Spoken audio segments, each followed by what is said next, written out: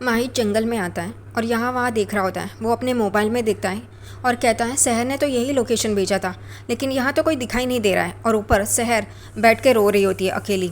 यहाँ पे वो आवाज़ें सुनता है माहित, तो वो आदमी लोग जो वहाँ पे मारने आए हैं उन लोगों की आवाज़ें होती हैं। माहित उन्हें पुकारता है, आप लोग यहाँ पे क्या कर रहे हो? वो लोग कहते हैं हम लोग वो कौसर और उसकी बेटी को ढूंढ रहे हैं। माहित उन्हें पूछता है क्यों ढूंढ रहे हो उन दोनों को? तभी वो लोग कहते हैं उन्होंने हमारे रहनुमा को मारा है, आपके दादा हुजूर को मारा है। आपको कुछ लगता नहीं है? और आप तो उनके साइड से ही बात कर रहे हैं। आपने खुद ने तलवार हाथ में लेके उन्हें मारना चाहिए था, लेकिन आप तो उनको बचाने में लगे हुए हैं। यहाँ पे माहित कहता है उन्होंने कुछ भी नहीं किया है। तभी वो आदमी कहता है आप क्यों उनकी साइड ले रहे हैं, ये हमें समझ में नहीं आ रहा है। माहित कहता है वो परवेज उसने झूठ बोला था और हमारी बात दादा हुजूर से कल रात को हुई थी और दादा हुजूर खुद कौसर आपा से माफ़ी मांगने वाले थे। यहाँ पे ये लोग कहते हैं आप झूठ बोल रहे हैं, उन्होंने हमारे रहनुमा को मारा है, आपके दादा हुजूर को मारा है। आपको तो कुछ लगता नहीं है, लेकिन हम नहीं छोड़ेंगे उन्हें।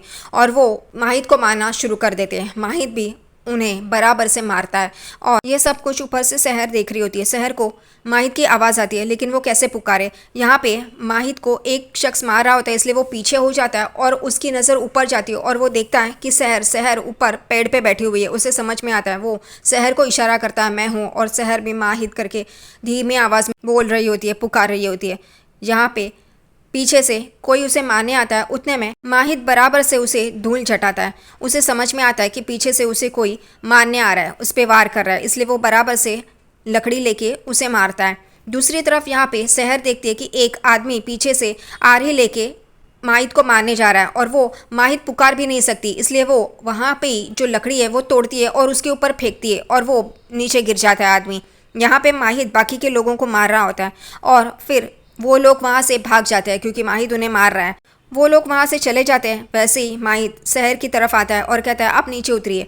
शहर नीचे उतरने की कोशिश कर रही होती है, उसे जम नहीं रहा होता है। उसके पैर में मोच चाहिए। वो कहती है हम उतर नहीं पा रहे, हमारे पैर में मोच चाहिए। तभी वो कहता है धीरे धीरे एक काम कीजिए, यहाँ से उतरिए और आपके पैर यहाँ पे रखिए। और वो चप्पल निकाल देती है और उसका पैर माहित के कंधे पे रखती है। फिर माहित अपना हाथ देता है, शहर उसका हाथ पकड़ती है और धीरे धीरे करके वो नीचे उतर रही होती है। फिर उसके कंधे पे, माहित के कंधे पे अपना हाथ रखती है और माहित धीरे धीरे उसे नीचे उतरता है। उसे दर्द हो रहा होता है क्योंकि उसके पैर में चोट आई है। उतरते उतरते वो दोनों एक दूसरे को भी देखते हैं और एक दूसरे की आंखों में आंखें डाल के खो जाते हैं। यहाँ पे माहित उसे नीचे उतारता है शहर को, और शहर चिल्ला रही होती है कि उसको पैर में चोट आई है, मोच आई है, इसलिए दर्द हो रहा है। माहित देखता है और कहता है ये तो बहुत काला नीला पड़ गया, आपको डॉक्टर के पास जाने की ज़रूरत है। वो कहती है नहीं माहित, अम्मी को बचाइए, अम्मी को बचाइए। वो कहता है अम्मी कहाँ है आपकी, यहाँ तो दिखाई नहीं दे रही है। वो कहती है आपकी जो पुरानी हवेली है जंगल में, हमने अम्मी को वहीं पर छुपने के लिए कहा है। माहित कहता है पहले आपको तो सेफ कर दूं। वो कहती है नहीं, पहले अम्मी को बचाइए। वो उसका कॉलर पकड़ती है और उसे धमकी दे रही होती है, लेकिन वो कहता है अगर हमने आपकी अम्मी को बचा लिया तो वो पूछेंगी हमारी बेटी कैसी है, तो हम क्या जवाब देंगे। पहले आपको महफूज जगह छुपा देते हैं, उसके बाद हम आपकी अम्मी को ढूंढने जाएंगे, क्योंकि आप चल तो नहीं पाएंगी। यहाँ पे लोग ढूंढ रहे होते हैं और ये आवाज़ें माहित और शहर को भी आती है। फिर माहित शहर को कहता है यहाँ से हमें निकलना होगा। वो चल नहीं पा रही है, इसलिए माहित उसे अपनी गोद में उठाता है और वहाँ से भाग रहा होता है। दूसरी तरफ यहाँ पे कौसर वो हवेली की तरफ आती है और उस हवेली को बाहर से देख रही होती है। फिर वो धीरे धीरे करके अंदर हवेली में चली जाती है अपने आप को बचाने के लिए। दूसरी तरफ यहाँ पे माहित उस आरी से जो उनके पास होती है उससे अपनी उंगली काटता है और खून यहाँ वहाँ बिखरा रहा होता है। यहाँ पे शहर कहती है ये आप क्या कर रहे हैं, खून निकल रहा है। वो कहता है हम उन्हें गुमराह कर रहे हैं, ये खून जिस तरफ जा रहा है उन्हें लगेगा हम उस तरफ भागे, इस वजह से वो उस तरफ जाएंगे। और माहित अपना खून बिखरा रहा होता है। दूसरी तरफ यहाँ पे शहर देखती है कि उसके हाथ से बहुत खून आ रहा है। वो कहती है माहित आप मुट्ठी बंद रखिए, खून बहेगा नहीं। फिर वो अपने दुपट्टे को देखती है और उसमें से एक कपड़ा फाड़ती है और माहित की उंगली पे बांधती है ताकि खून जो बह रहा है वो बंद हो जाए और उसे तकलीफ ना हो। शहर माहित को पूछती है आपको तकलीफ हो रही है। वो कहता है नहीं, जाने दीजिए, चलिए हमें महफूज जगह जाना है। और वो वापस उसे गोद में उठाता है शहर को और उसके हाथ में आरी देता है और वहाँ से भागता है। एक जंगल के बीचों बीच आता है, एक जगह होती है, वहाँ पे वो शहर को उतारता है। यहाँ पे हुस्ना अपने आदमी के पास आती है और कहती है क्या हुआ, दोनों मिली?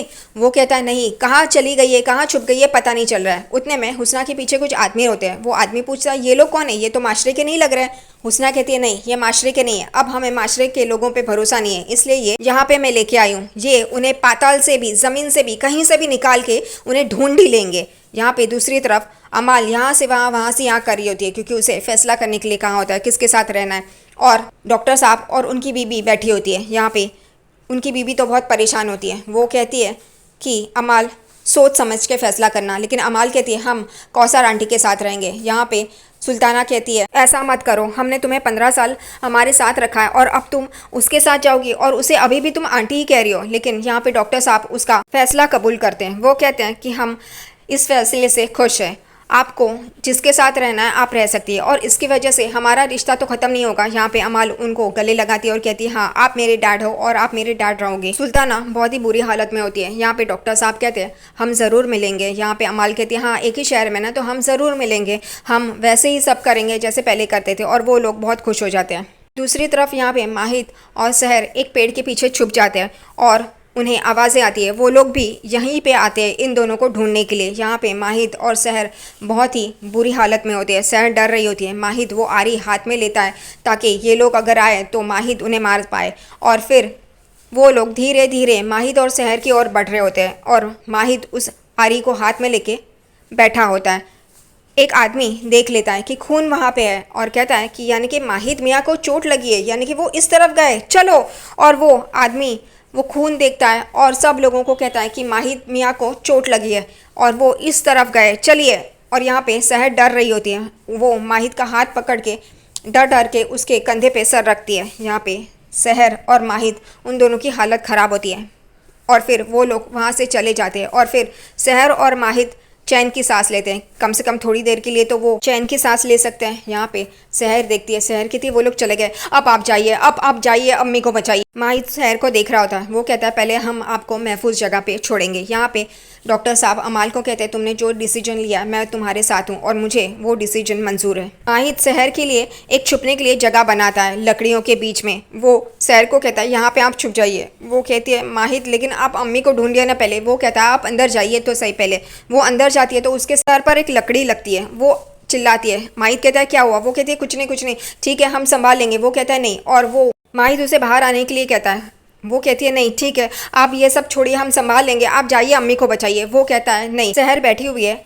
माहिद फिर भी उस लकड़ी को वैसे ही काटता है और उसे कहता है कि आप महफूज रहिए, अब आपको लगेगा नहीं। वो कहती है हाँ लेकिन अब आप जाइए ना, आप अम्मी को बचाइए ना। वो कहता है हाँ, और वो बाहर से वो बंद कर रहा होता है ताकि किसी को दिखाई ना दे कि यहाँ पे सहर छुपी हुई है। सहर अपना हाथ बाहर निकालती है और कहती है माहिद हमसे वादा कीजिए आप अम्मी को सही सलामत हमारे पास लेके आएंगे। वो कहता है हाँ आप रुकिए, अब मैं ये करता हूँ। वो कहती है नहीं नहीं माहिद आपने हमसे वादा नहीं किया, आप हमसे वादा कीजिए। और वो अपना हाथ बाहर निकालती है और कहती है वादा कीजिए। यहाँ पे माहिद कहता है क्या हुआ? वो कहती है कि आप अम्मी को हमारे पास सही सलामत लेके आएंगे। आखिरकार माहिद वादा करता है और कहता है कि आप बाहर ना निकले यहाँ से। वो कहती है हाँ मैं बाहर नहीं निकलूंगी और माहिद वहाँ से चला जाता है। जाते जाते वो पुलिस को फ़ोन करता है कि 2 औरतों की जान खतरे में है जंगल में, मैं आपको लोकेशन भेजता हूँ। यहाँ पे सहर अपनी अम्मी के बारे में सोच रही होती है कि वो कैसी होंगी, कहाँ होंगी। दूसरी तरफ यहाँ पे कौसर उस हवेली में, नियाजियों की हवेली में यहाँ से वहाँ कर रही होती है और मन में ही कहती है कि नहीं मैंने तो ये गलत किया, हमारी बच्ची को हम जंगल में ही छोड़ के आ गए, नहीं हमें जाना चाहिए। और वो आगे बढ़ ही रही होती है, उतने में उसे दरवाजे की आवाज़ आती है। वो छुप जाती है और यहाँ पे हुस्ना फूफी जान वहाँ पे आ जाती है और कहती ये दोनों कहाँ चली गई पता नहीं। और ये कौसर सुन लेती है। कौसर वहीं पे छुपी होती है उन चद्दरों के नीचे और यहाँ पे हुस्ना उस तरफ देखती है, शायद उसे पता चला कि यहाँ पे है कोई। यहाँ पे सहर उस खुफिया जगह पे अपनी अम्मी के लिए अल्लाह से दुआ मांग रही होती है कि उन्हें सही सलामत रखना, उनकी हिफाजत करना। उतने में ही सहर देखती है तो एक सांप उसकी और आ रहा होता है। वो चढ़ रहा होता है और सहर के सामने ही होता है। सहर डर जाती है। वो अगर वो खोल के बाहर आ जाए तो, और उतने वो आदमी जो उनके पीछे पड़ा था वो भी बाहर आके खड़ा है, यानी कि सहर बाहर भी नहीं जा सकती सांप की वजह से, और अंदर रही तो सांप उसे शायद काट ले। और वो कहती है हमारी मुसीबत क्या कम थी जो ये भी मुसीबत आ गई।